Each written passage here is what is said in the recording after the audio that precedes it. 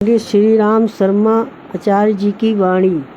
साथियों, संस्कार उसे कहते हैं जो विचार और कर्म दोनों के समन्वय से बनता है। इसलिए हमें अपना योगाभ्यास, आर्थिक मानसिक स्तर अर्थात अपने चिंतन को ऊंचाई की ओर ले जाने के लिए क्या प्रयत्न करना चाहिए।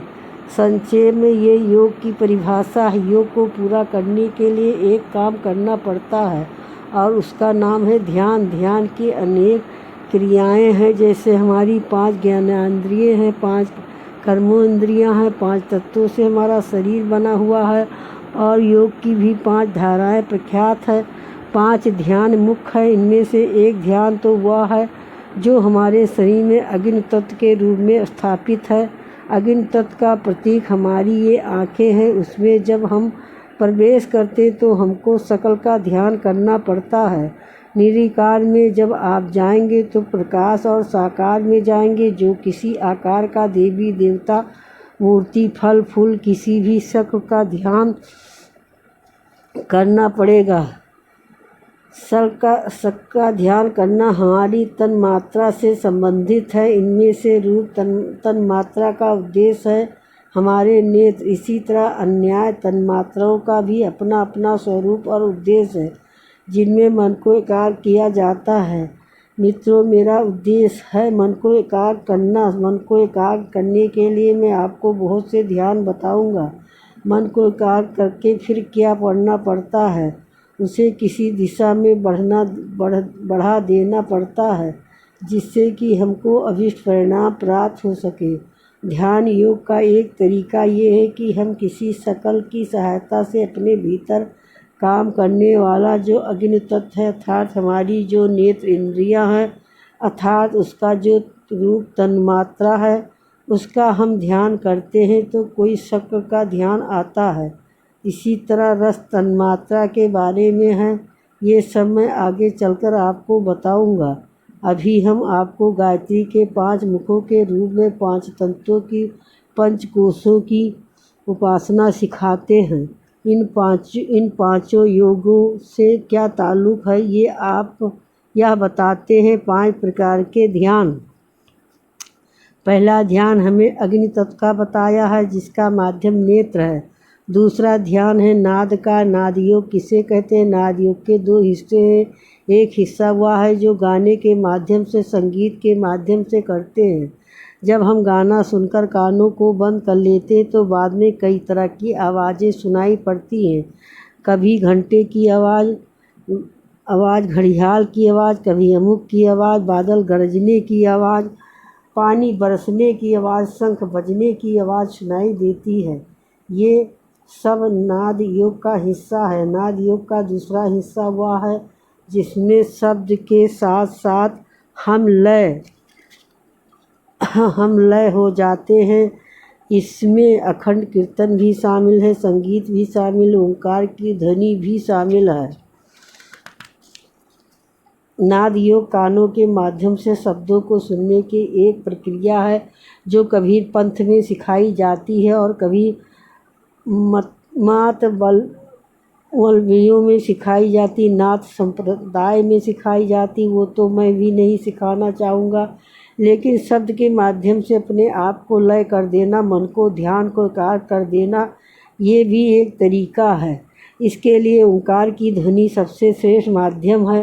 अहमदाबाद में एक योगाश्रम है जहाँ ओंकार की ध्वनि के साथ आदमी के मन को लय करना सिखाया जाता है।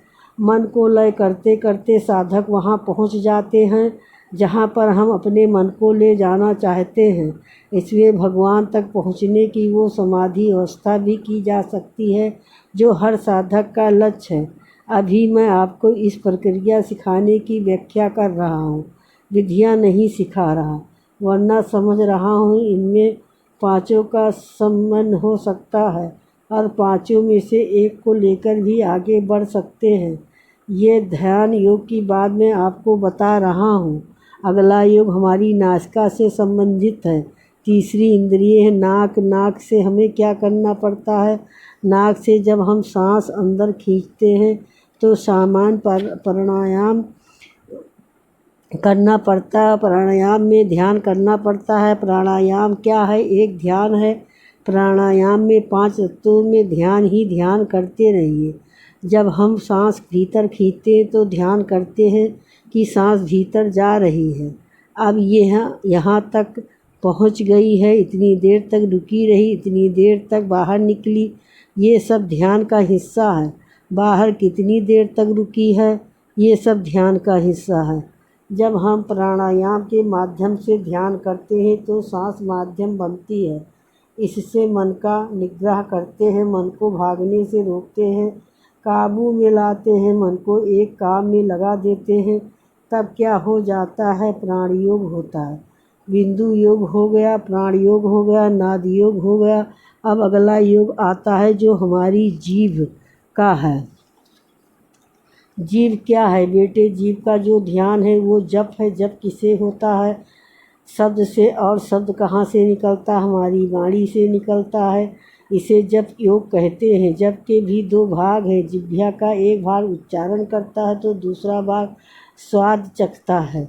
जिह्वा का जो भाग स्वाद चखता है उसके लिए दूसरा अभ्यास कराते हैं और उसका नाम है खेचरी मुद्रा। इस तरह जीव का उच्चारण वाला अभ्यास है। जप योग यम स्वाद वाला अभ्यास है। खेचरी मुद्रा वाले अभ्यास से रसानुभूति होती है। रस के माध्यम से हम ध्यान को एकाग्र करते हैं। मन के एकाग्र होने के पश्चात हमारे पास इतना बड़ा हथियार आ जाता है कि उसकी तुलना में कोई और हथियार नहीं है। ये सारे के सारे 5 ध्यान हैं, 5 योग हैं जो 5 इंद्रियों के माध्यम से हम आपको यहाँ सिखाते हैं।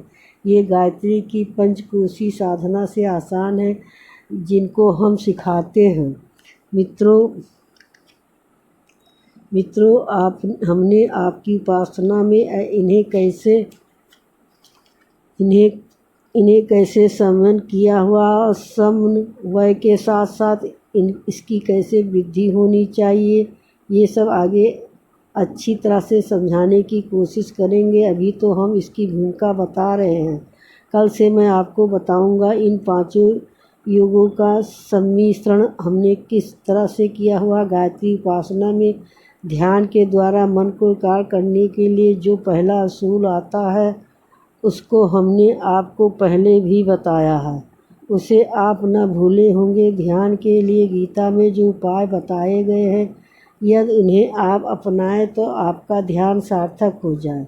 गीता में अर्जुन पूछता है कि भगवान से, भगवान ये मन तो हवा की तरह है, भाग जाता है, काबू में नहीं आता, रोकने से भी नहीं रुकता, इसको कैसे रोके? तो उन्होंने जो उपाय बताया उसके नाम है वैराग और अभ्यास, मन को काबू करने का उपाय। इस वाणी को सुनने के लिए बहुत बहुत धन्यवाद।